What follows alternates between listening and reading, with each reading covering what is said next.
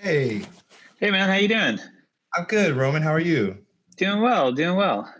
Can you hear me and everything is good? Yeah, I can hear you great. Can you hear me okay? I can, man. I can. Cool. Let me just It's turn that off. definitely, yeah. It's definitely nice to kind of meet you a little bit more through social media and everything. Yeah. Yeah, Um, you too. how has your weekend been, man? Um, I was working all, I was working all weekend, so it wasn't too much of a weekend. How about yourself? I was able to do a couple podcasts. Also been working on some writing in our film, Filthy Animals right now is in post production. So we've been in the editing room and yeah, there's a lot of time that could be spent there. Yeah, I'm sure. Are you working remotely with your team or do they all live nearby or There's someone that's working on a trailer. I'm able to go to his home, and our main editor is using Frame.io and sure. working remotely. And yeah, here I'll introduce, and then we could just chat and flow. Cool, yeah. Today on the podcast, I have Roman Molino Dunn. Did I say that correctly? You did. You Good. did. Good. Thanks. And if I say something and I butcher something wrong, please feel free to correct me. I mean it, I don't mean to be disrespectful. I'm trying to, you are a composer and a musician. You worked on Huracan, you worked on Ma Rainey's Black Bottom, and then I'm really proud to say this, man, you're working on the card counter, correct? Yeah, well, my involvement is completed. So, but I did work on it.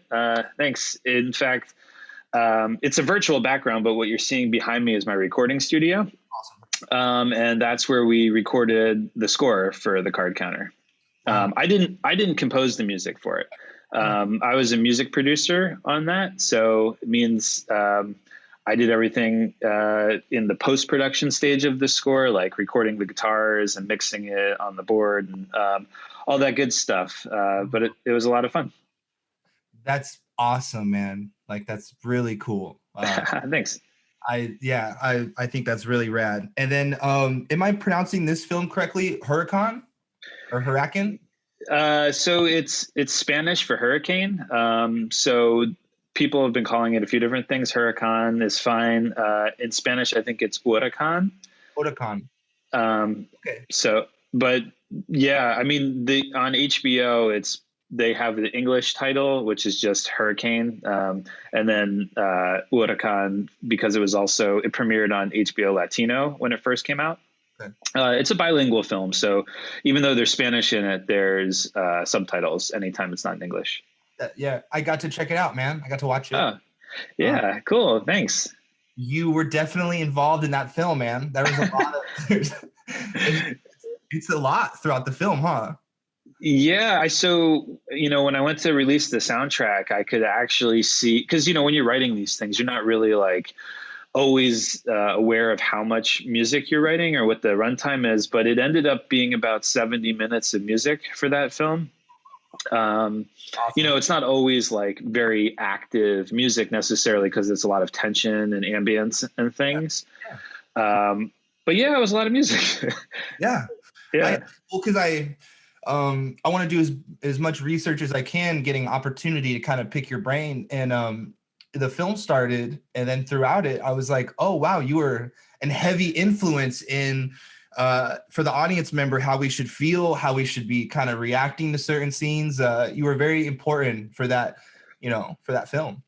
Well, thank you. I really appreciate you saying that. It's not always my intention. It's kind of my intention is whatever the director wants me to do. And I was lucky enough that that's what the director wanted me wanted me to do in this film. I mean, honestly, it's interesting you say that it helped you know what to feel when and things because I had two duties really on the film. One was to move the narrative along for the audience, but then the other one was the subtext of the individual's split personality. So I was hinting at times what they were feeling to help you understand if it was personality A or personality B, or the confluence of the two of them. Yeah, and it was like it's hard when you do these fighter films, you know, and how do you change it up? How do you elevate the experience? And I really did, you and the director, and also I believe the star of the film, you guys did a really good job of kind of changing up that approach. And I think the fight scenes with adding that shake element and the scraps, I thought was a new way to elevate it. And then in general, just the way it was shot, the color palette, the mood that you were able to create, I thought was really great, man. It was really cool. Thank you. I appreciate that. But yeah, I mean, so much of it really was the director, the cinematographer. Yeah. Yeah, I mean, I just was lucky to have something really cool to work with, you know, like a cool vibe to play with. Yeah. Really awesome, man. Thank you. Before we jump into the film that we're here to talk about a little bit today, can you talk a little bit about your film history? You know, what scores growing up were a big influence on you? And just in general, what films do you enjoy? And like, what gets you excited to see a movie? What do you need to see in a film where you're like, I need to see that the day it comes out? Oh wow, that's a one. I mean, that's like the biggest question you could ask somebody. So I guess I'll work backwards in Okay. that question.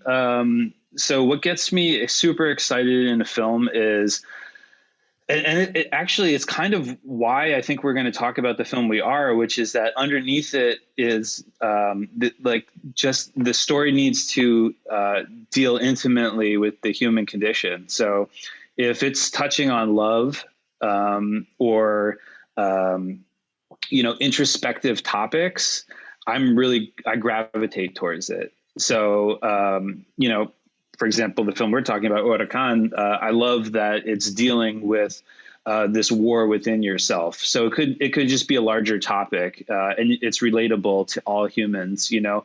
And granted, most films do touch on the human condition. I mean, unless it's not about humans. But things that are like unabashedly about the great emotions that we all experience, like love stories, really get me. You know, it's funny. I worked on that film, which is hyper violent at times, but I really love like romantic movies a lot, Cool. and partially because the music plays a big role in those films. So if it's a big romantic story, even if it's a rom-com, I mean, the strings just take over, and I can really feel the collaborative storytelling between the music. But the same thing goes in any great film, really, the relationship between the picture and the sound. But also like really big blockbusters get me out of my chair, and not because necessarily I'll always gravitate towards the story, but because I know that there's been so much investment in the art. So when something is a huge blockbuster, I want to check it out because I want to say, what happens when you give like hundreds of millions of dollars to incredibly creative people? I want to see it, you know? Like, what's the next big movie that I want to see? I mean, I'm going to watch the Snyder Cut that's coming out, right? Like, and it you know, it's totally dichotomously opposed to, you know, like Inception, for example, or something, right? It's not that kind of movie, but it also represents a great piece of art that in our modern day reflects the technologies available to the creators and an unlimited amount of money given to them to explore the possibilities for that. So that gets me to see it right away, more than necessarily just the content, because I appreciate the filmmaking and I want to see what these people have to say. So it was a really long answer to your first or the last part of your question. Beautiful.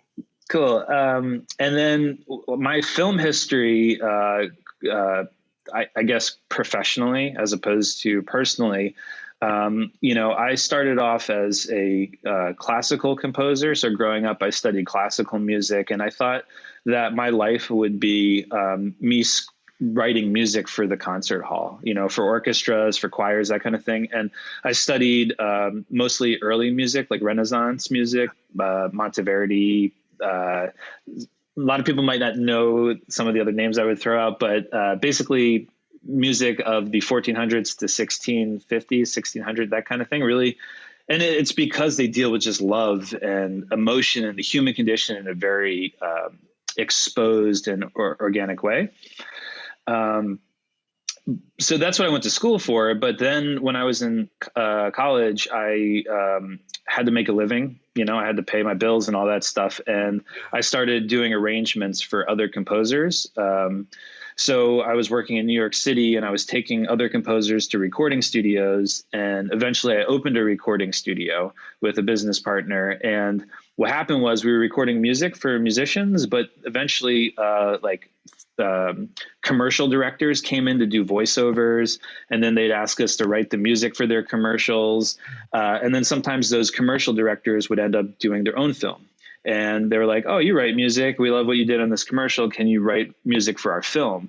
And so it was just kind of organically that I found my way as somebody who loved writing music and was involved in the music industry in a very creative city, to work with people who were doing other multimedia. And now in the last few years, maybe like 10 or so years, I've been scoring more and more films and doing less and less commercials and recording sessions for artists. So that's like my professional involvement, the evolution of how I ended up working on film scores.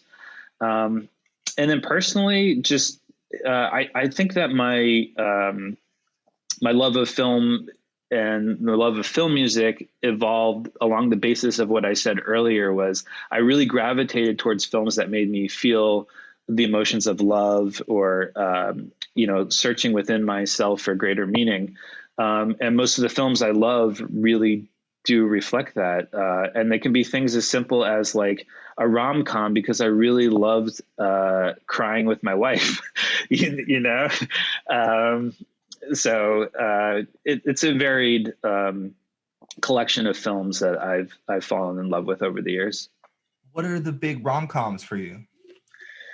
Oh, that's a really great question. And it's pretty much whatever the last one I saw was, which is often the answer. Like, I don't know. I think the last one that I saw that kind of got me was The Big Sick. I don't know if you saw that. Yeah. Really well that hit me really well. I mean, just pretty much all of them. The Postcard was really good. Did you see a film called In Time? No, I haven't. Is it a recent film? I think it's 2011. Okay. It's a romantic comedy with like a little twist of this like time travel element to it. I know we don't know each other that well, but that's a recommendation to you, man, that I think you would like. I'll check it out. It's what was that film in like 2012? It had Tom Hanks and Halle Berry, and it was a love story over time as well. Cloud Atlas. Cloud Atlas. Yeah. That's it. The Wachowskis, I think, did that one. No, really, really well done. And then random question, when you just talked about a little bit of older music, Rachmaninoff, is that known? Yeah, but that's about 400 years later. So okay. Rachmaninoff, yeah. Cool. Thank you for telling me. I have no idea. Yeah. No, it's great though. I mean, I love Rachmaninoff for sure. But that's much more modern genre. It's neoclassical, neo-romantic, I guess, actually. That's actually within the 20th century. Okay. But brilliant stuff, especially the piano concertos. So if you get a chance to listen. The one that we put on was, I remember being on set. We have an actor in our film, Raymond J. Barry, and at one point he like dances in front of this painting. And I said I could put on anything you want, man, while we do this scene. And I'm just sharing. I don't know much about this music history, but it was Rachmaninoff number 3, I remember, is what we put on. Oh, nice. Yeah. That's great. And I mean, Rachmaninoff is a really great example of music that represents kind of the trajectory of classical music into film music. It's very programmatic in the sense that it's telling a much larger story that's accessible through the harmonic language. Like, you'll listen to, not to get like all geeked out on music theory, but he'll hold a harmony or a chord, if you will, for a very long time and keep it incredibly interesting. And so that kind of like textural thinking that is still very rich and beautiful, but wouldn't get in the way of dialogue, Okay. is a really great type of reference for the kinds of music which inspired the modern Hollywood composers. Well, the big thing is to pull off music without taking the viewer out of the film, right? Yeah. So there's that fine line of like we're here but we're not here, correct? Or is that a little bit of the mindset? I think it depends on the scene. It's kind of like think about it like a cinematographer choosing which lens to use, right? Like, are you going to be loud about it and point out the music right now? Sometimes, but it's not really the preferred way to go through the entire film. There are moments where you do want to do that, I think, for sure.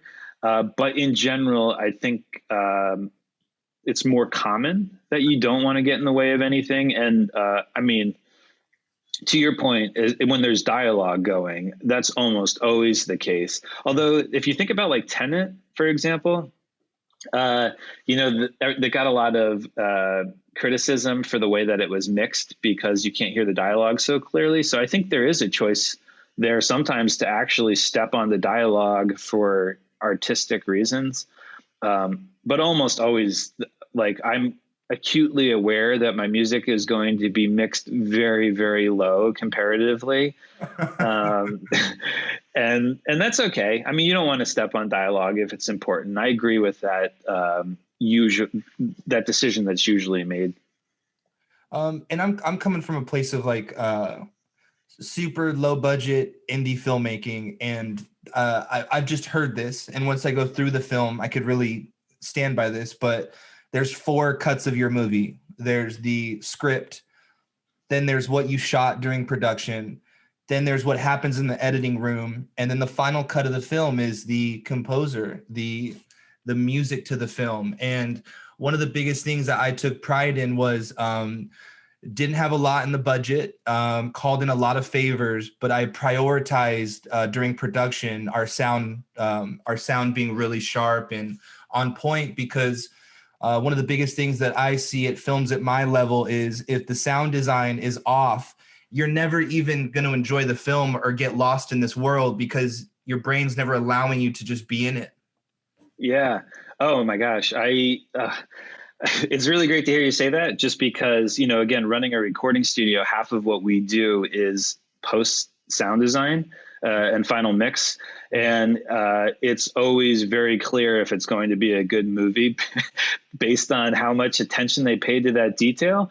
I mean, I tend to think music is clearly the most important auditory thing, but it's really not. It's how clear the dialogue was, and because you could sound design the spaces if you got that incorrect, but it's really hard, even with ADR, to get those performances back. Yeah. And it's really great to hear that you took the time to make sure your film was properly. I mean, it's like it's part of your recording. It's part of the filming. Is just making sure that audio is proper. Not only that, you're just going to save so much money by paying a proper sound recordist. Yeah. Like, you're going to save so much in post. It was pretty much like all of our actors except for one actor, worked for free. Copy credit meal. And we, pretty much when it comes to our crew, it was like our sound guy was getting paid. So that's how it should be. I mean, he's doing something very technical, yes. And he's not above the line. So it's not like, he's going to be getting all these other jobs because he worked on it necessarily. I mean, he may, if the film is amazing, which I'm sure it will be. But it's such a technical job that paying a sound individual is such a appropriate thing, not to call in that favor, so to speak. Yeah. Yeah, that's great. Cool, man. And who are some of your favorite film composers? And for instance, for me, I was a really big fan of, I want to make sure I say his name right, Johan Johannesson before he passed. Yeah, Johan, thank you. See, yeah. I try, man, but I butcher names. I just do it. And then speaking speaking of butchering names, from the Untouchables, Ludovico Einaudi. Yeah, I think so. It's roughly, yeah. My pronunciation probably won't be much better. You know who I'm referring to though, right? Yes, yes. Okay, cool. Yeah. So Um, I'm a big fan of how their score is used in film. What about you? What do you know who stands out to you? well, Johansson is great. I mean, that stuff. If you think about Sicario, for example, That's the one. yeah. I mean, in fact, it's interesting with Ur Khan. That was an early reference, and we Nice. didn't go that way. Right. Yeah, because it ended up being not conducive to the dual personality that we were doing. It's very much one tone, and it's a sick tone for Sicario. I mean, it's awesome. But I love that stuff for sure. I think my favorites are probably, again, this is like the question of what's your favorite film, and it's like, is what day of the week is it? You know. Exactly. Yeah. And but there are composers that I come back to again and again, and it just really depends on a few factors, which is I love versatility with it. You know, some people really just love that, like, you know, John Williams sounds like John Williams and it's the best at that sound. And that's awesome. And I totally get it. And I have a few people I like that, but I also love composers that have moved between genres and can do multiple things. Yeah. And I'll get to like my favorites in a second, but I also really love composers that came from, like a split background. Like, for example, when you have like Junkie XL, Tom Holkenborg, for example, like being a top of the DJ game or EDM producer, and then also being an orchestral composer, to me, that's very inspiring because that's in line with my background. So I see that as like a real great acceptance in the film community of people who might not be the traditional route to composition, but also have learned to master both ends of things. So that's really inspiring. But I think the person whose scores, when I hear them in a film, I'm just like, wow, it's wonderful, is Alan Silvestri lately. I don't know, you know, the Avengers score, for example, Absolutely. right? Absolutely. Yeah, it's just it's amazing. And in fact, in the whole Marvel series, I don't mean to speak negatively about any score because again, it's a whole collaborative production. But the first Silvestri score that I heard in the Marvel phases, I think he came in Captain America in Phase 2, Okay. was, or was it the end of Phase 1? I can't quite recall. It's getting way too nerdy to remember that. But that's when that whole franchise came to life for me personally. Yeah. But then he also did stuff like Forrest Gump. And if you just think back to Forrest Gump, like when that happened as a movie, like the epic, you know, the film epic hadn't really, yeah. I mean, it was an epic, and it hadn't been done so well in so long, in my opinion. And the score was so responsible for that. And yeah, so that's somebody who I've really been loving lately. But again, it's like incredibly varied. You know, I also like Joe Trapanese. Like, you know, he helped on Tron with Daft Punk, but he also did that new movie on Netflix, Power. I don't know if you've seen that. Yeah. Yeah. And same thing, he's coming from being able to work with musicians and bands and also film scoring. He also did Out of Compton, or, you know, just so like really great stuff. But great variety. Yeah. But if you ask me tomorrow, I'll probably be like, oh, I've really been listening to a lot of John Barry and, you know, Ennio Morricone. It just depends on the day. Yeah. I think the going back to your Avengers and Marvel thing, they did a really interesting thing there for their first couple years. They didn't have like a theme, like a constant undergoing theme. And then as the films got bigger, then they dropped that and like, you know, pretty epic score. But I remember they did something like, I can't remember reading an article a while back that it was like intentional. Like for a while, they didn't want to have every film have the same score and they're building up to something. Does that sound right? What I'm trying to say? I think it does. I mean, I hadn't heard that, but it makes a lot of sense in this, in that the Avengers was them all coming together. Right. And so having a unified theme makes a whole lot of sense once you have a unified team. Yeah, yeah. Yeah. That's Yeah. right. I hadn't thought of that. Maybe that's actually why I really liked it, because there was unity finally sonically for me. Yeah. Um, I thought it was just that Silvestri is like, even like Night at the Museum. Have you ever seen that film? It's a I've seen long a time lot ago. of movies, man. So Yeah, if I haven't seen it, or if you name something I don't know, I'll tell you right away. sure. But the all three Night at the Museums are fun movies, man. They're good, yeah. And Yeah. I'm aware of the score. Yeah. Yeah, yeah, I love the score in those. They're very, it's just these like great swooping moments of orchestration that I don't think are are explored in the contemporary body of work. Like, you know, a lot of Hollywood productions, or like what I mean, major studio films at the moment. The Yeah. aesthetic is a little bit different. You know, again, living in that post Marvel world, or like post Hans Zimmer kind of score world, or like even like the score for Tenet or something. You know, they're not really in the vein of like a John Williams or a Silvestri type of orchestration. When do you like to get involved in a film?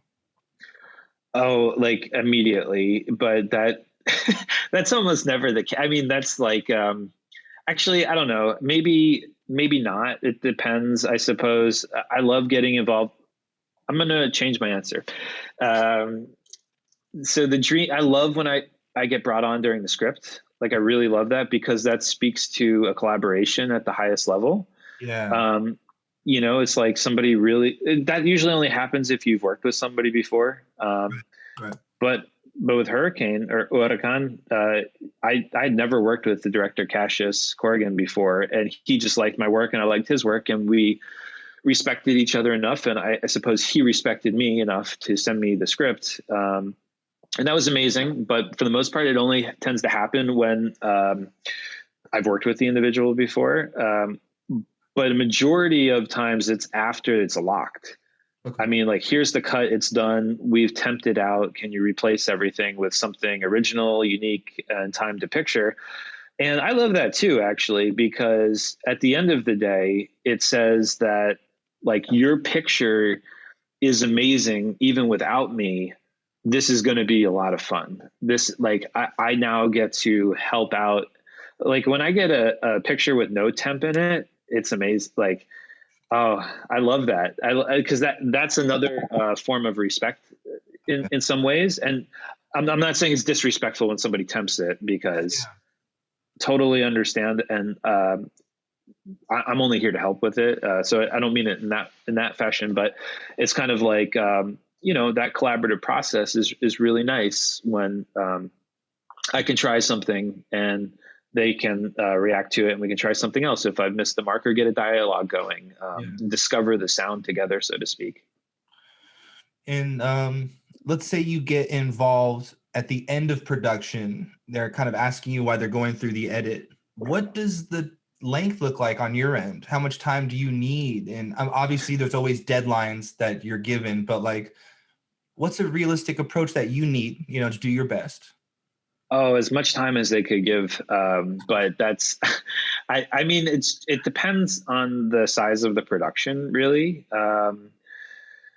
But and it's different. I think I've done some serial work lately that was kind of like today, like we need it today, and that makes sense. You know, there's a lot of moving parts there. There's doing multiple episodes, and there's so many different people involved with it. And it's not the director, it's the showrunner, and then the producer, and then the network. And it's, you know, I get it. It's a job. I'm working in production at that point, or post production, but it's not exactly the concert hall, you know. So I do things sometimes in a day or two. And then, but to answer your question, how much time would I really like? It's a non-answer, but as much time as you give me, because I want to be able to have a dialogue. I really love, and this only tends to happen with feature films. or maybe a short film or proof of concept that there's no deadline for it. Like an indie feature, for example, you generally don't have the same hard deadlines because you're not answering to a studio as to when it needs to be completed. But in those, I like to be able to write something that you might hate, because in your displeasure of it, we will discover what your true feelings are, you know? And if you don't dislike it, maybe the bold decision to try something will find, and it happens sometimes, you know, the first attempt really does hit it because we have an understanding artistically. But I like time to experiment. I mean, who doesn't? But that generally never happens. It's usually like you have 2 weeks. We need the whole score, and then you have to revise it, and you have a week for revisions. Cool, man. And that's an awesome answer. And this is like an example of like a tattoo artist. Let's say the tattoo artist only does American traditional, but then you go to that tattoo artist and you say, I want this portrait, this black and white portrait, black and gray portrait. Is that offensive to you for the same example of someone comes to you, they know they have your references, but they say, I want this sound that's maybe something you're not used to? Do you see that as disrespect? Do you see that as a challenge? You know, how does that hit you? Oh, I love that. That's the great, but that's what I was talking about, versatility earlier. I mean, like I said, I came up through the ad game.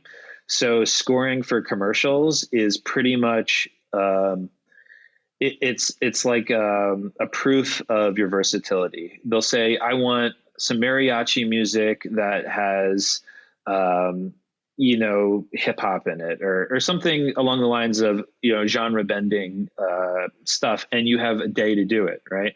So every single time I get something that is out of my wheelhouse, I love proving that is, and it's part of the training, I suppose. If you do go to school for an academic approach to music, you know, like you get a degree in music composition, what they're actually trying to teach you is the ability to write in any genre.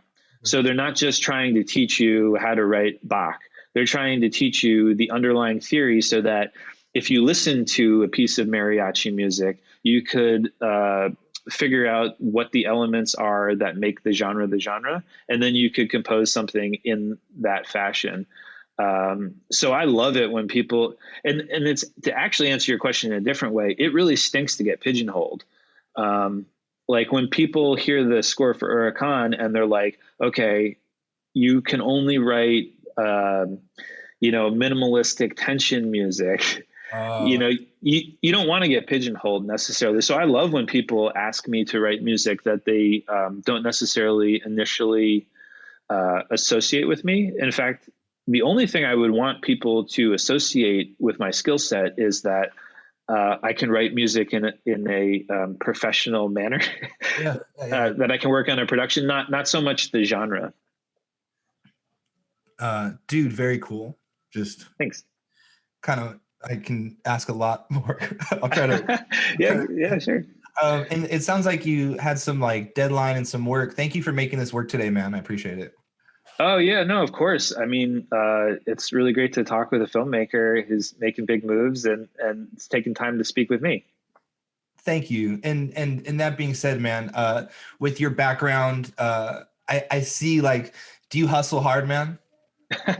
Yeah, life's a hustle, right? Yeah, I mean, it. You do good, man. Thank you. I mean, people don't just call you up and ask you to write music for their movies. They have, and I really like those phone calls, but you only get those phone calls if you're hustling, I suppose, you know. Thank you. I appreciate the sentiment. Yeah. I see a really great work ethic with you from just the little time we've kind of seen what we've been up to through social media. Could you tell me a little bit about ElectroPoint and what that is? Yeah, sure. So like I said, when I was in college, I broke off into arranging and taking artists to the studio, and eventually I opened a recording studio. And when you have a recording studio, you kind of have to do whatever comes your way. So it could be recording podcasts, mixing films, or composing for commercials. Whatever comes in, we do it. But a large portion of what we actually do at the studio is recording artists. And most of the time, artists are maybe celebrities who don't have a musical background and they need to work with a producer. So I started producing songs, meaning I would write the instrumental and then record the vocals and mix and master them for celebrities. So Electropoint is my pseudonym for pretty much all of my music production that's not film related. And they've kind of collided, those two personalities, you know. So originally I used the pseudonym Electropoint because I was producing music for reality TV stars, and I thought that I needed to use a producer name as not to confuse that type of music with the type of music I was doing for filmmakers, mostly because some of it's very different than film scoring. You know, when you think of film scoring, you don't think of like an EDM song for a Real Housewife of New Jersey, right? But you might, you could, but never know. You never know. And so what actually turns out to be the case is actually people are now. So if you think about like really great shows on HBO or Netflix, they might be composed or scored by individuals who are leaning more into modern contemporary pop genres. Like if you watch Euphoria or what else, like Pose, or I mean, there's so many. A ton of shows that are coming out now are not scored in the traditional sense with an orchestra. They're scored in a similar way you would go about writing a track for an artist. So what's happened is kind of a long story to explain what Electropoint was. It was my producer name for pop songs and dance songs. But because I had a lot of success in that genre, like I had a few Billboard hits and I had a lot of publicity for that stuff, I've started to use that name along with my given name for film scoring because like you said, life's a hustle, or as I said to you. So Good for you, those man. two personalities are converging. Very cool. That's awesome. I have a question. You don't have to necessarily say names or speak movies. Is Sure. there any films that you've seen recently where it took you out of the film because maybe poor decisions or just something? And if it does, you don't need to name off the film if you don't want to, but what is it that does it for you, that takes you out of the film? Yeah, that's a really great question. So yes, that has happened frequently. And sometimes I have to, I'm sure you do too, just as a filmmaker, put your filmmaker hat on the hook, so to speak, and watch it not from a craft point, but from a overall experience, and that's super, super hard to do. And it's really difficult to do with music for me, because, the film scoring aspect and then also the producing aspect. And I would say, it happens a lot. And what does it for me is it's varied. Sometimes it's because I don't want to say it this way, and I don't mean this in any other way, but it's generally not the composer's fault. Again, like I said, my job is to help the director. And sometimes if I fail, it could be my fault, but more often than not, it's like the larger production's fault. It's not the director. It's the director's fault, kind of. I mean, right? It is. Yeah. It's on him. His last call is on him. And that's why, for a good reason and a bad reason, the name is up there, directed by him. And it's like, it's on you, man. You're Yeah. Although sometimes it doesn't register. Like a lot of times, like I'll have a relative call me who didn't like the film score in a movie because they know what I do for a living. And they'll tell me that. And I think to myself, well, it's probably not the composer's fault. You should leave them alone. They had a lot of people to answer to, and they had to make such and such happy and such happy. Yeah. And it's very difficult to do. Yeah. So sometimes, you know, what really gets me is just when the music is not, it's it's not born of the narrative. And so this is probably something every composer thinks, but when it's not an original score, I'm more likely to be taken out of it. Like you could tell when something is just pulled off of Epidemic Sound because it's not really conducive to the overall narrative. Like there's been no metaphysical consideration for the way the music has been crafted. Um, so that tends to take me out of it when I can tell it's just a stock track, and not because there's no place for stock tracks. I love docu series that are just like, you know, it's just a bed, and I understand it. But that happens a lot with me, just because I know what's happening, and then I get a little saddened, but understand, you know, the industry enough to know why. When this is just an example that came to my mind with Quentin Tarantino in The Hateful Eight. He reused some of Ennio Morricone's original songs that he had for The Thing that was never had been used. Mm-hmm. Did that work for you? Did it stand out to you? You know, tell me about that. Yeah, so I am probably going to say something that is, you know, maybe we'll look back at this podcast and be like, we should cut that part out. Roman made Whatever an ass of you, himself. uh, But the whatever Tarantino, I'll cut out if after you like sit and you're drinking yeah, you could whatever you want, I could cut out. Okay. Whatever. sure. Well, no, I mean, we're just chatting, and you know, everybody's Your opinion as a composer. It's your opinion as a yeah. composer. Yeah. And you know, and to that end, it's my opinion today, I suppose. But the Tarantino music supervision does not do it for me. Okay. Yeah. I think that those are wonderful choices, and they. Let me try this again. And you don't have to cut it, but I'm just by and large, I tend to think that if he had just had Ennio Morricone say write something new there, it would have been better than using something pre-existing. So actually, yeah, I would stick by that. There's a real great place for music supervision of tracks that will immediately transport you somewhere nostalgic because that track is associated with something. And that's the best use, in my opinion, of non-custom music, because you can't custom do that. You are legitimately using a piece of music for what it represents as a point in time, right? Yeah. So that's beautiful.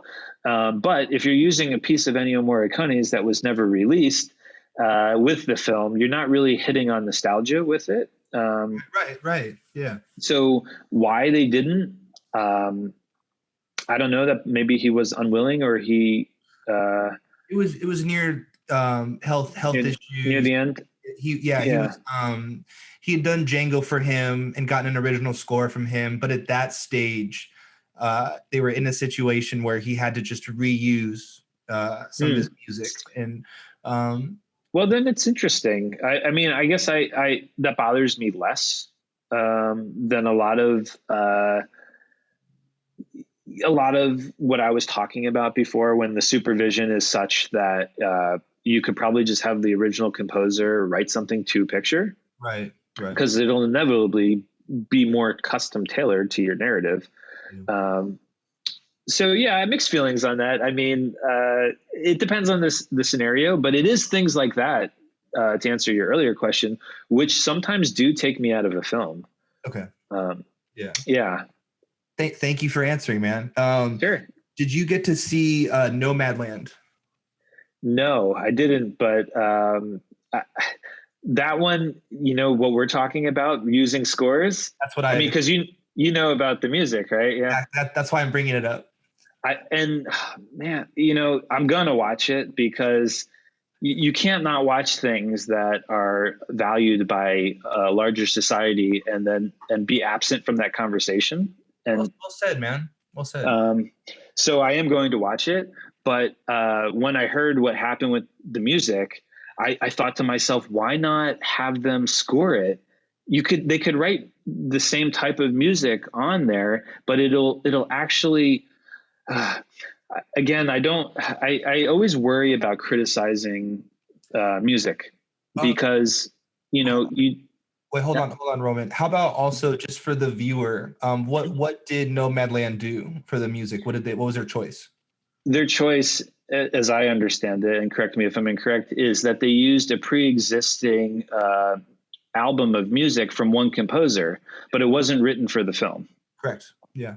And my thinking then is, why would you not have, and I haven't watched interviews about it, so I don't know. I just read about that briefly, and I looked up when it first came out. When something gets nominated, I go listen to the score. I want to see what's going on. What are filmmakers expecting me as a composer to be producing for them? And that music is actually stuff that I write fairly frequently, and it's it's something close to my heart. It's beautiful. But I just think to myself that, if you write something in the vein of that after having watched the movie and do a two picture, are you not showing the respect for your audience that musically you've if music is a very essential part of the film, to not have that as a tailored part of your narrative, Yeah. almost says to the viewer, I don't not respect, it's not the greatest word, but I'm not giving you everything I could be here artistically. And there was a unified voice, so it just seemed like such a strange choice to me. But I mean, people loved it, and if it works, it works. It's hard to argue with it, I suppose. I think it goes into the same example with like using a Ennio Morricone or using Ludovico Einaudi, that like it's kind of psychological, like we want to be able to put the name that did this film, but if it can make your film 1% better or 5% better to have an original score, I think it's slightly a disservice to your viewer. You want to elevate it as best as possible and personalize it as best as possible. I totally agree with your statement there. I just walk on eggshells criticizing anything a director would do, just from a purely pragmatic work standpoint, because it's not my job to disagree with a director. But as an individual, and as a music lover, I do love when the music has some sense of fresh artistry for the narrative. Like, you could marry this thing to the film. Like, maybe there is a phrase in the score that could relate to what we see on the picture, and that's woven into those pre-existing songs, and they're rewritten slightly. Even just something like that, I imagine we would feel it. And again, I haven't seen the film, and I was holding out because of what you're talking about. It's legitimately that reason that prevented me from going to see it. And I'm totally a minority on that. I doubt that is preventing anybody else from watching the film. It was interesting for me because the film, I'm into the film, I'm watching it, and I'm like, I know this song, I know this score, like I know this song. And then you look it up and you're like, okay, yes, this is a song I've already heard before. So for good or for bad, I appreciate that composer, but I had a moment where it technically took me out of the film because of how familiar it is. Anyway, there's like a little bit of a ramble there. Well, thank you for answering those. And do you have a favorite film of 2020? Oh, wow. Sorry, to give you a heads up on that question. Some of these. Yeah, no, I don't think I do, would be my answer. I'd probably have to look at my watch history. Yeah. And see. Well, actually, yeah. Oof. That's a hard question. And it's funny because we watched a lot of films during 2020 because of the pandemic. Yeah. And that actually brings us to the film that you and I were going to talk about, because I rewatched that during the pandemic, because it really is. I mean, I don't know if you want to jump into that yet, but it really is one of my favorite films for so many reasons. Well, okay. Well, before we jump into the actual film, sure. Can we just touch on Tenet? And it's because it's kind of related to it a little bit. I got to see Tenet in theaters. Oh, wow. I missioned out. I went to Orange County. I had the theater to myself. I got there early. I went and changed my seats just to realize I was going to be the only one in the theater, because it has been so long since a movie. I wanted things right. I'm into the film. I'm about 20 minutes into the film. There's a scene where they're all wearing, armor and helmets, and then they say dialogue to each other, and I'm like, I have no idea what he said to him. So I'm just before we jump into Interstellar, because I think it's slowly elevated a little bit more with Christopher Nolan and how he does it in film. The first time I ever heard about him doing it is they had test screenings of the opening scene of The Dark Knight Rises, and nobody could hear Bane with his mask over his face. So I was just curious, like, that's kind of reality in a way, right? Like where it would be a little crazier. It would be background noise. We would be talking over helmets. Do you find that realistic, or do you find that where the audio should be a little more clear for the viewer? My artist versus my consumer or viewer, if you will, my creator versus consumer, or It works. there's a better word for that. Okay, it's okay. Are at war over that because, and even as a creator, I mean, so as like I said, with the electro point stuff, all the pop music I do, vocals are king. If you write a song and people can't hear the vocals, they will not listen to it. So that is just a hard cold fact for the most part of what the majority of consumers are willing to do with pop music, and the same holds true for film. The majority of viewers will not continue to watch something if they can't hear it. And it's what you said earlier, where on your film you made sure that the sound recordist is very good, because you could tell that a film is not up to snuff if you can't hear the dialogue. And so that's not what's happening on a Nolan film, because they can record it very well, and they're just choosing to lower it compared to the sound design, or to actually process it in a way that blurs it. I think it can be used to great effect. So there's a really great artistic reason for it. Again, I think it is kind of like the lens choice. Like if you want depth, like a field, you would, make sure you have your aperture is wide enough, right? Like it's just a choice. And I think with the audio, there's a choice there, but I think you have to know who your audience is. The Dark Knight would not have been the film to do that on, because people aren't watching that to have, their sense of time and space necessarily played with. They might be, but again, these are pieces of entertainment as well as art. And if you want a great entertainment experience, you have to deliver clarity of intention. And if the whole film was blurred out auditorily, that would be really cool. And then people would be like, "Oh shit, that's what that was about." That I wasn't supposed to hear any of it. But if it's just like, "Can we rewind that and turn the volume up?" Then you have a problem, I think. Yeah. Yeah.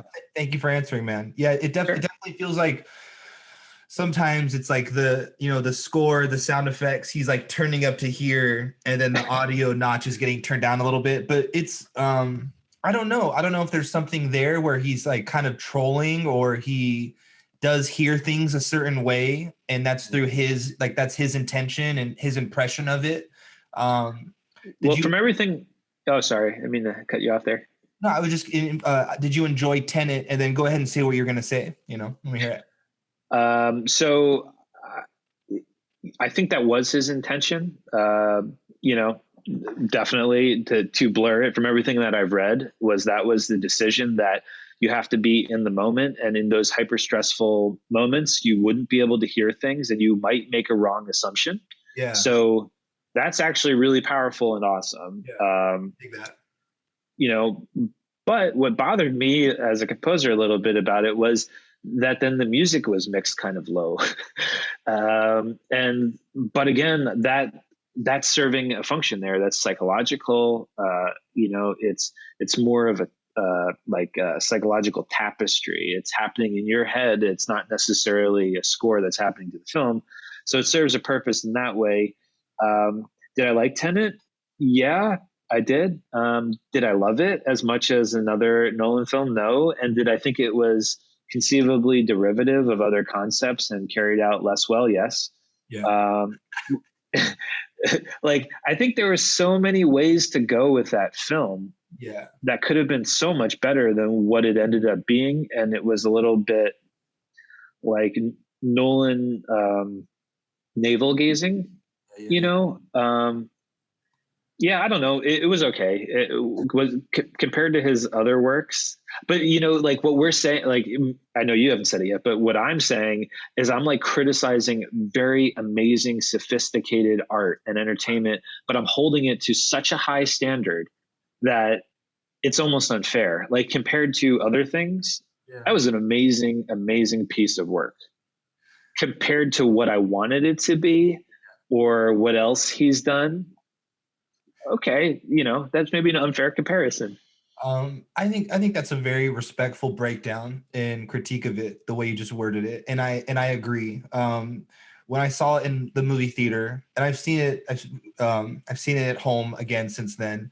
Um, in the third act, when everything's going down, that third act spectacle, I just didn't even know where I would start as a filmmaker with like putting that together. And like it's so intimidating and it's so masterful what he's even trying to bite off and chew, but I'm with you. I agree.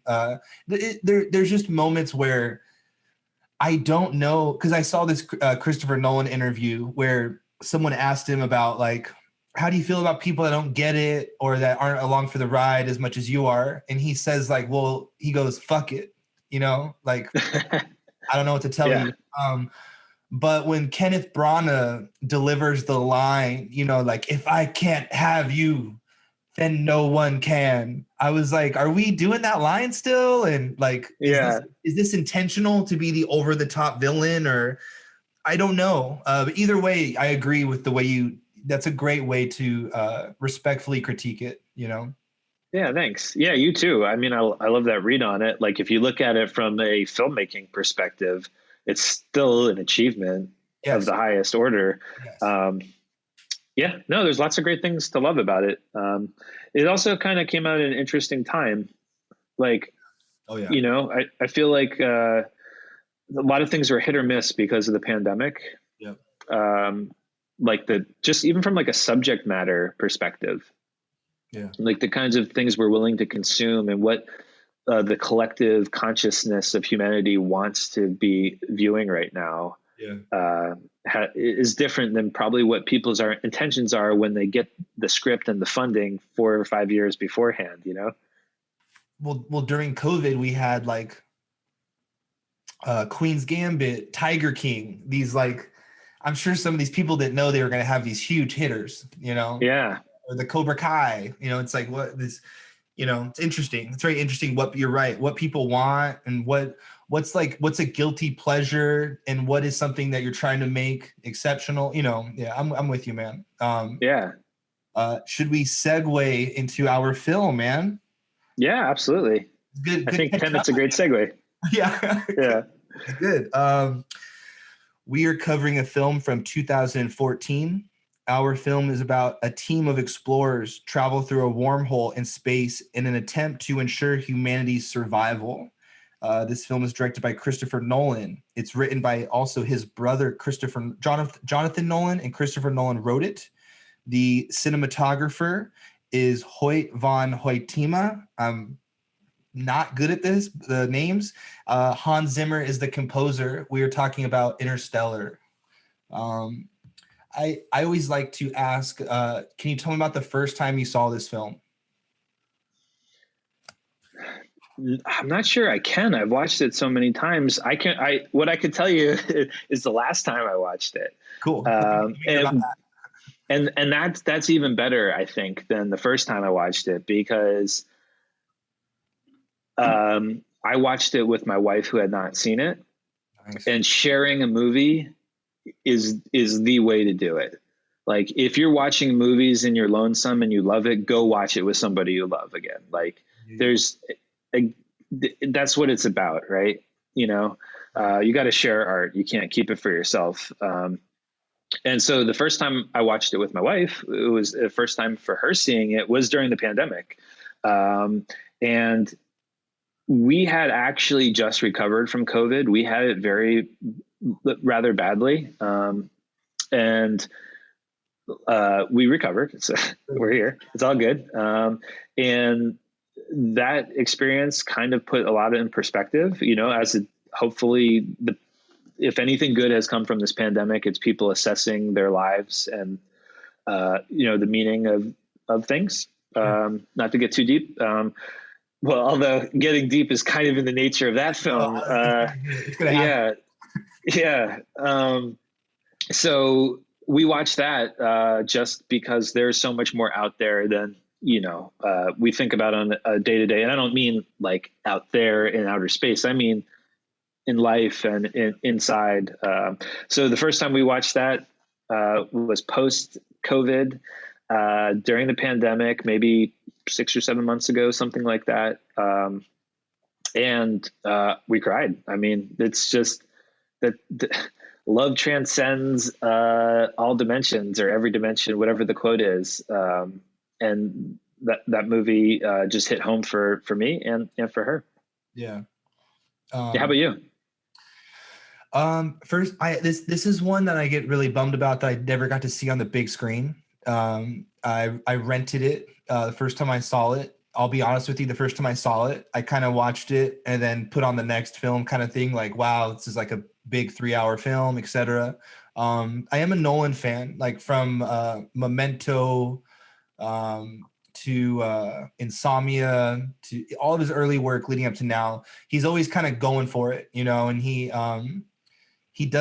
shows up, man. Like, he's pretty awesome. I think, like, I've always said this in my head, if we were to bring back Kubrick from the dead, there's 2 films I would make him watch, and I would make him watch this film, and I would make him watch Enter the Void, the Gaspar Noé film, just because of like where we're at. I just want to be like, dude, watch this film. So anyway, watched it again a couple years ago, and I enjoyed it a lot more. And then watching it this time around, and my wife watched it for the first time when I watched it 2 nights ago. Oh, nice. Or 3 nights ago now. We loved it. I loved it. We're in the process of, starting a family, and we're going to have a daughter. And so I was like, the Murph stuff when he leaves home. Even a couple months ago, the opening scene of Wonder Woman 2 is the little Wonder Woman girl in training as a kid. And that got me all kind of choked up. And then the rest of the movie happened, and I was okay. But but with Interstellar, this is a beautiful film, man. This is a film that'll hold up really well. My film professor and mentor always shared this story that he went to the Science Theater to see it with his family, and they sat in front of him or next to him or behind him, I can't remember, but they sat by Eli Roth, and he cried like a baby, Eli Roth, in the theater, and that he was like so emotionally involved in the film. Really heavy film, man. And even with this kind of subject matter, that we could maybe be in this situation one day, or, I saw a film called Greenland the other day with Gerard Butler, and it's this end of the world film. And I think immediately you get emotionally involved because you put yourself in a position, what would you do? What would your role be? And also just to see the cast. And it was kind of cool to see Timothée Chalamet. I never knew it was him as I was watching these films earlier on. But the scene that really stood out to me this time around, and I really enjoy doing these podcasts where I'm going into it really looking at your craft, and I'm looking at the score, but I'm really paying attention to sound design. And the scene where Matthew McConaughey is walking through, and he's listening, and they're in space, and he's on the ship, and he's listening to nature, and then he's talking to his friend, and they have that comment about the explorer in the ocean, and then he hands over the headphones to him, and then we get a shot of space, man, and we're hearing lightning and thunderstorms, and it's just like so creative and such a great moment in cinema. I really enjoyed that you picked this film, man. This was cool to check out.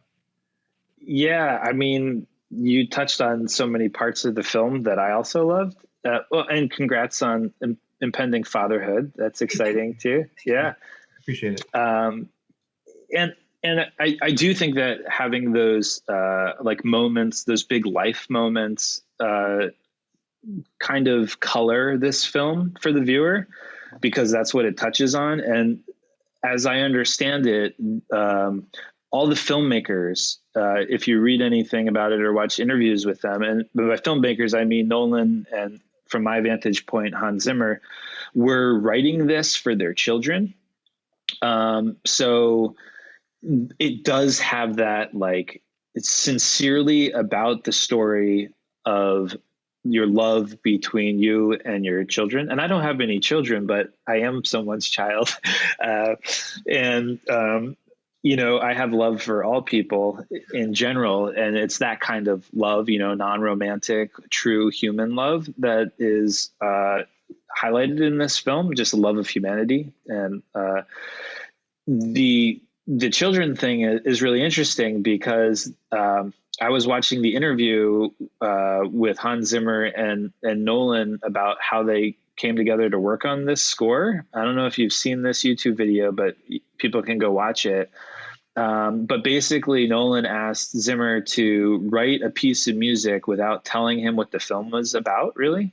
So he didn't tell him the genre. He didn't say this is a sci-fi film. He just asked him to write the theme, the main theme to it, and told him it was, or gave him a page of the script. I can't remember if he just told him or gave him a page of the script, that it was about a love for a child. Cool. And so think about it, like this big intergalactic piece of 3-hour cinema, and the initial theme or piece of music was written just about, and Hans said it was written about his child. And that served as the basis for the thematic material of the film. And I think you can hear it. And I think that's why when they're going through space, you have this feeling of like melancholy and love, even though there's other stuff going on in the film, but the underlying sonic and musical element is something about familial love. And that kind of stuff will pull at the heartstrings all day long. And it's super magical. I mean, I also love the other things about the film, like the cinematography is, I mean, yeah, right. Yeah. Yeah. I remember the first time I watched this movie, I said, I was like, her name is Merv. I was like, what? I was like judging it. And then obviously there's a reason why that's her name. But by the third time I watched it, and I knew that scene was coming where he leaves and he's like, Merv, come on, Merv. In my head, I'm saying the name, and like, it's a great name, and it's a great use of it. And some really great performances all around from everyone. Everyone really showed up, you know? Yeah, for sure. I mean, it's it's McConaughey's best performance, in my opinion. It's like, and you know, I think that kind of deterred my wife from watching it at one point too, because she wasn't like necessarily a fan of some of his work, right? You know, I get it. Yeah. Yeah, and it's hard to take seriously, but then he represents this type of individual so well, and like, you know, where they're supposed to be coming from, and what that represents about like people who are of the land, you know, the salt of the earth, if you will. And it's really good. But I mean, I loved in the film that so much of the visual storytelling when there is no dialogue, and just how they made that all happen. And the shots of it. I mean, you mentioned the cinematographer Hoyt Van Hoytem, I think, and like his use of rack panning or rack focus in the film is just like, I don't even know if like, I don't know much about cinematography other than somebody who has to understand it enough to score to it. But like, if there's a manual for like focus, I think it would reference this film heavily. Absolutely, man. Do you have if you were to have one still of the film on your wall in your home for art, what still would you want from this film? That's the best question. That's so good. Because normally I don't think of it you know, I, I'm new to doing the podcasting and like that. I'm debating if I should ask that ahead of time for the guest. Should I have done that?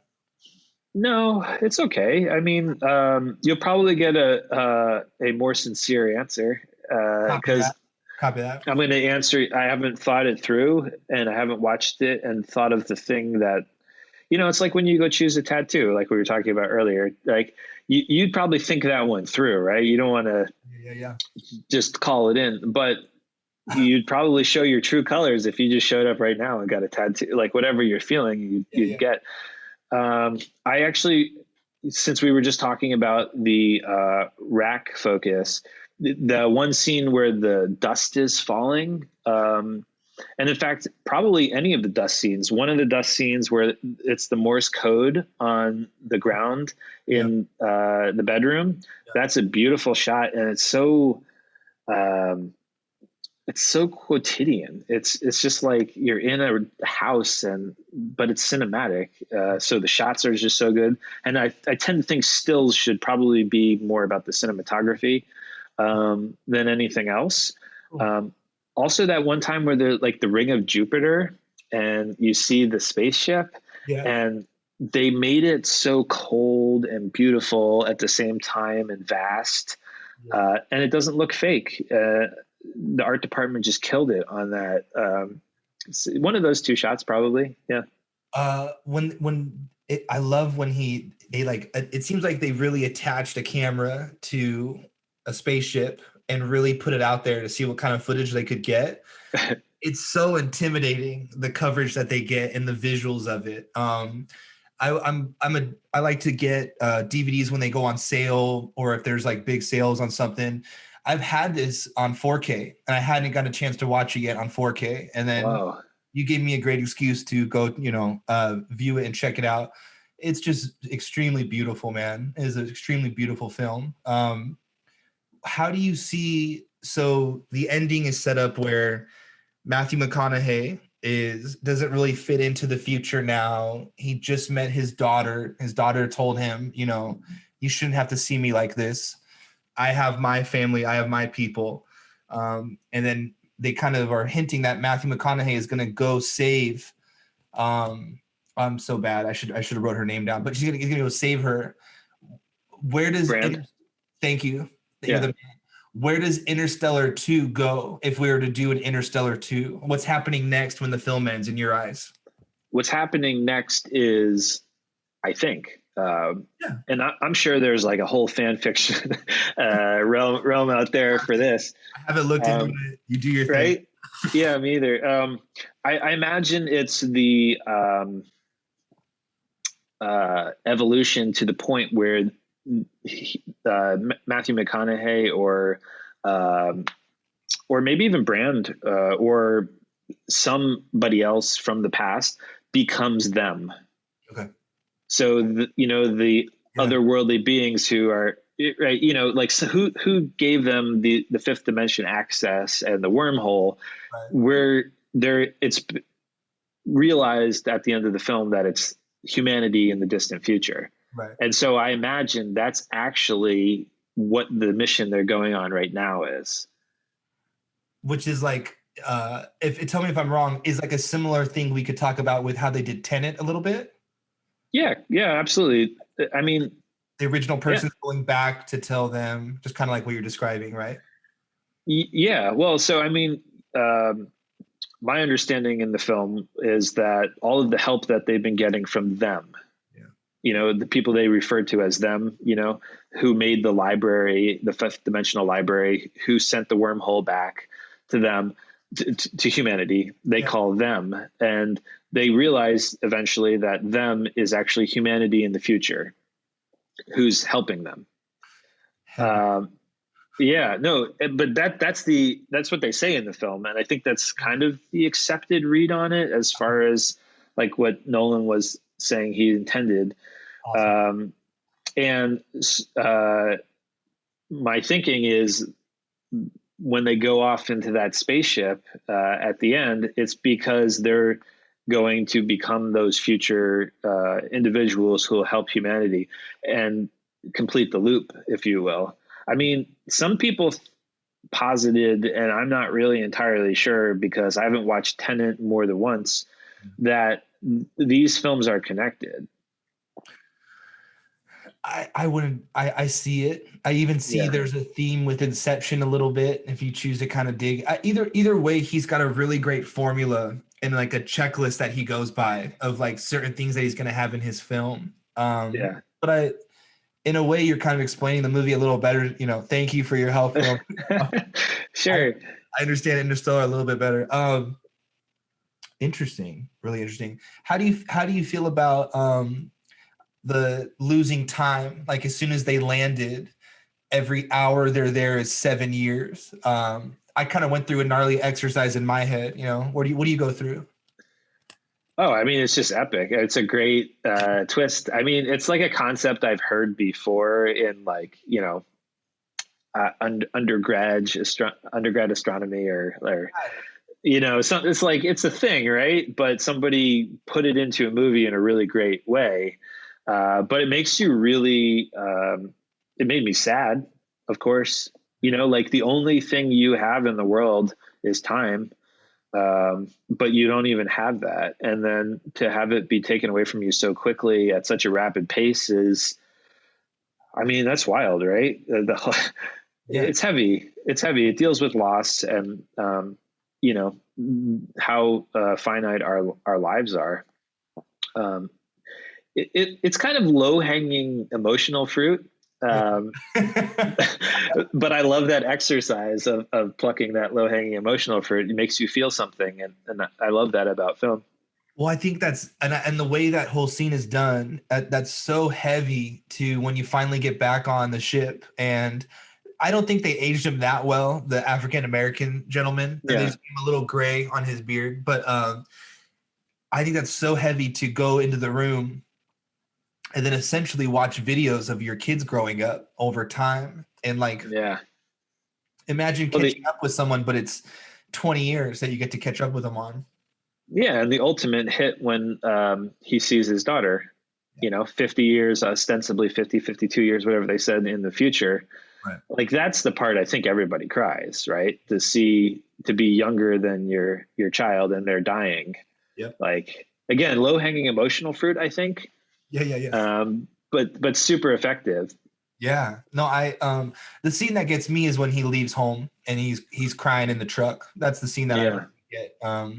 Kind of got to pinch myself a bit. That's a really well done scene. And then to have her come running out after the fact, but it's too late. And then she's even juked out when they bring the truck back at first, Yeah. all that stuff's heavy because I think it's the perspective of this little child. They feel alone. Uh, so I want to like establish something because that you have this movie locked down. I feel like, how did they get to NASA? What coordinates got them to NASA? Like, Uh, well, that's early in the film. You mean very beginning when they first found the drone and then they figured it out? yeah, I think that. Oh man, so I do have it on lockdown, but like I said, it's been 6 months since I watched it. I think that they got there because they sent that to themselves in the past. That's okay, the first instance of them okay, helping them, or it was McConaughey, not them, but his first reiteration of going back in time when he's because he gave all of the coordinates and everything to Murph through the Morse code in the dust, right, essentially. So, but I can't remember very early on if he got it from the drone. okay. Although that's a great scene too, when they go chasing for the drone through the cornfield, like just the shots in that, you I, know? I think it's really funny. I watched that scene like 2 times because I had to kind of double check something. It's like they're shooting in a car. I believe it's a green screen, right? So it's like it's really well done. I'm not critiquing in that way, but I was just kind of establishing like if I had to film that. So it's like coverage in the car. Then you get the POV perspective that they're almost going to go off the cliff, and then the next shot is a wide, and they're really at a cliff. And I Yeah. was just like, okay, cool. They like piece that together really well. Yeah, no, this is a really well packaged film, man. You know? Yeah, the shots are amazing. It takes place in so many different locations. The script is amazing.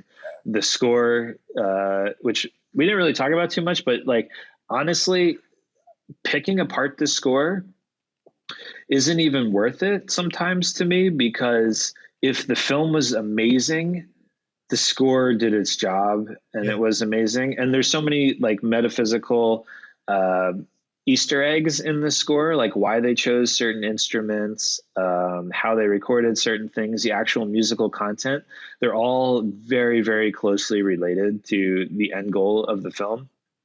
And it's amazing. But at the same time, just the fact that we had like visceral emotional reactions to the film, like, is enough for me, Yeah. you know? Yeah. What is your favorite moment with the, the use of score in the film? Like all of it, the whole thing, the way it starts is really good. Like the opening of it is really great. It starts with this organ, and that's like a big part of it. That if you read about how they made the score and everything, they talk about the organ, which is not the most typical instrument in film scoring. You know, a lot of times people go to orchestral instruments, strings, woodwinds, pianos, that kind of stuff. But to use an organ, it's been done. It's not like the first instance of it for sure, but it's done really well. And the rationale for it was that they wanted to have something that breathed. So organs rely on pipes, and wind is blown through the pipes.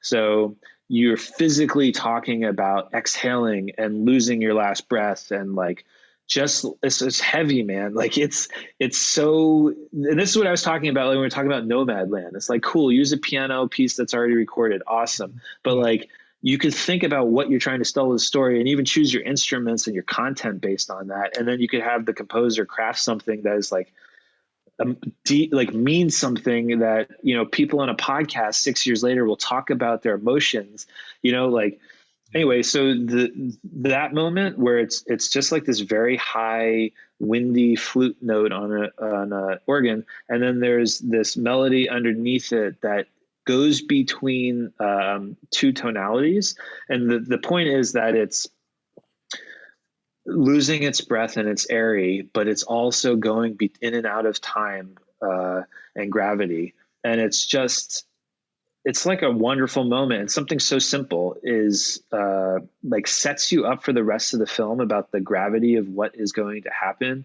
and Yeah. how finite our lives are. And that's awesome. And then also when he's like going through the wormhole and it starts to get big, but it's also slow, but it's big. It's got a little Dark Knighty actually at that time. So, and then also you're talking about Wonder Woman, the new one, and Hans Zimmer did that one too. And there's a moment in that, I think, when she's like destroying, when he's broadcasting everything Yeah. Yeah. Yeah. over. Yeah. The music is actually very similar to Interstellar, and I was like, "Oh no, what are you doing? Uh, don't do that!" But somebody told me to do something like that, I'm sure. So, but there's so many great moments of the score, and uh, it's married so well to the film. the use of the sequence when Matt Damon kind of starts to, he's a villain. Flip it, Yeah, yeah. yeah, Flip the script a little yeah. bit. The score and the sequence that they put together for that really elevated that scene and really gave you the anxiety that you needed. You know. Yeah, I love that scene. And it's also, it kind of gets out of the world of what I was talking about with the rest of the score. It starts to get to these like bowed medals and, more classic suspense music. Yeah. But it stands out so much, Yeah. not in a bad way, No, but, no, absolutely. if you, yeah, just because the instrumentation is so different. And, you know, Dr. Mann has lost his humanity essentially. And that's why I think, or at least from, a very on the nose read, the instrumentation has moved away from something that's so organic and human to something that's much colder and metallic. Oh, I love that, man. Yeah. That's really rad. Um, wow, that's really cool. Do you have Yeah. I know I've like asked like different little moments, like different moments of score. Do you have like a favorite sequence that was put together, as far as like all in one, you know, the visuals, the editing, because we get like a really nice set piece where, you know, they're doing kind of parallel editing, jumping back and forth to the storm taking over with Matt Damon, you know, so things on Earth, things on this planet are kind of crazy. But I even like the way they did the sequence with the liftoff. Yeah, no, that was awesome. And, You don't get a typical countdown, you know? yeah. Well, I always thought Nolan was a master of dual trajectory, like tension, you know, like in Inception, the same thing. Like you have this sequence of tension building with this one, and then you're cutting back and forth between the two of them. And he nails it in this movie again, too. Do I have a favorite? No, the film is a sequence, the 3 hour, like it's just that, because it has the builds. It's just, I have a hard time eliciting my favorite part of things because time is dependent on what came before and after it. And films are, you know, and any, like music and film, I love more than other art forms because they're temporal. Yeah. You know, and so it's hard for me to distill it into an intersection because it really depends on what happened before it. So the whole film would be my answer to that one. And like really good answer for like not Thanks. Really. Yeah, for not answering. Great deflection. No, it's like it is though. It is.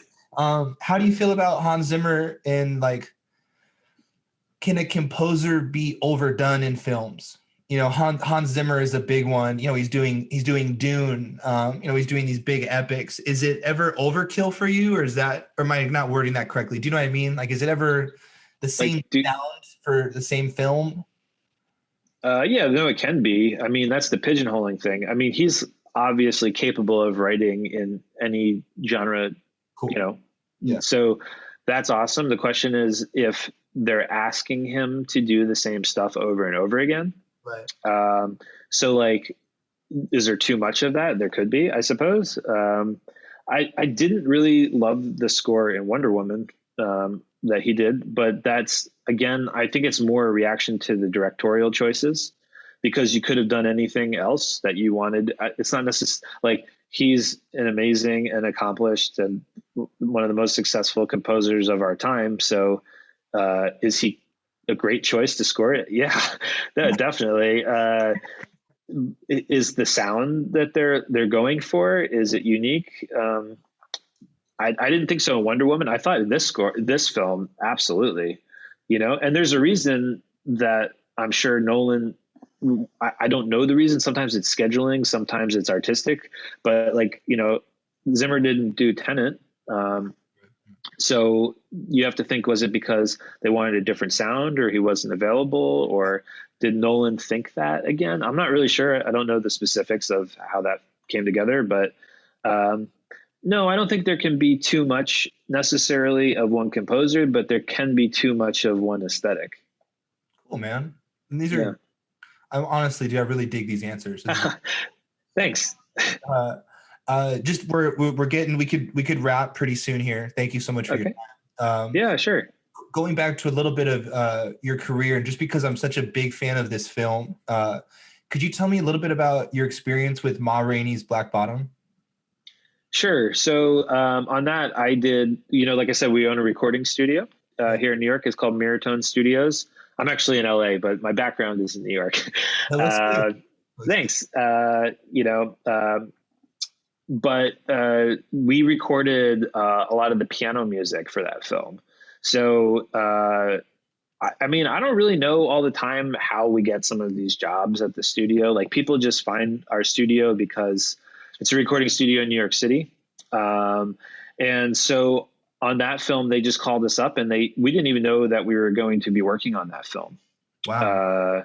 And even when we were doing it, I didn't necessarily know that was what it was going to be. You don't always know that stuff with, like, I didn't score the film, obviously.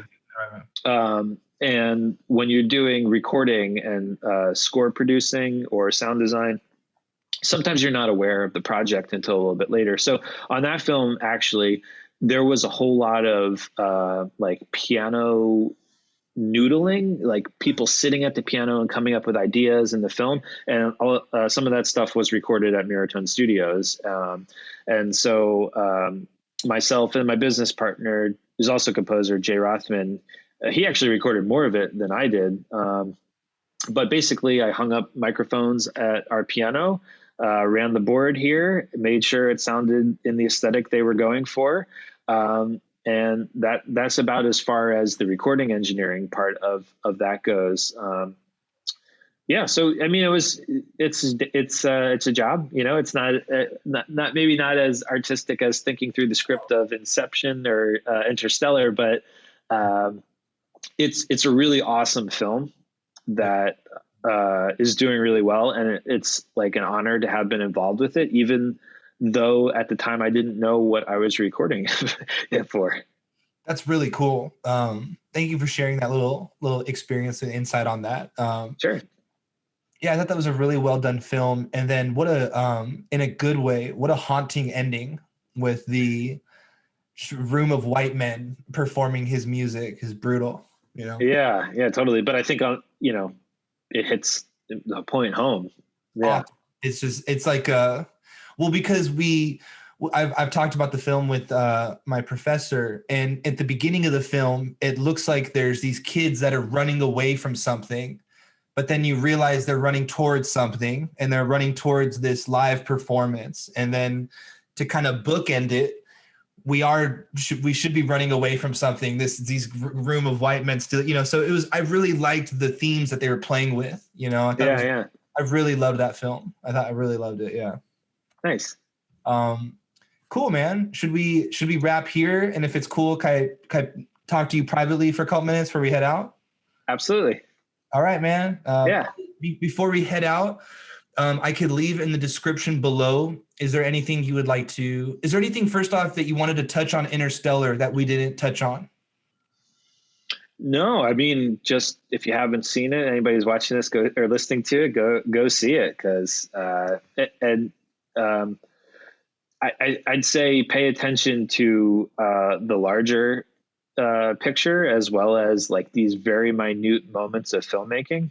Cool. But I think we touched on it. It's just a wonderful film from all aspects of filmmaking. Yeah, man. Great choice. I was very happy to watch it. And then is there anything, Roman, that you would like to plug or promote? And I could leave in the description down below. Well, I don't want to plug individual projects, but if you want to learn about more of the stuff that I'm working on, or who I am and what I do, you can go to my website. That's romanmolinodunn.com. And if you want to follow me on Instagram, it's electropoint music. And yeah, I'm always around to talk about music or film. So yeah, just reach out. Cool, man. All right. Thank you for your time, Roman. Thanks so much for having me. I really appreciate it. Cool.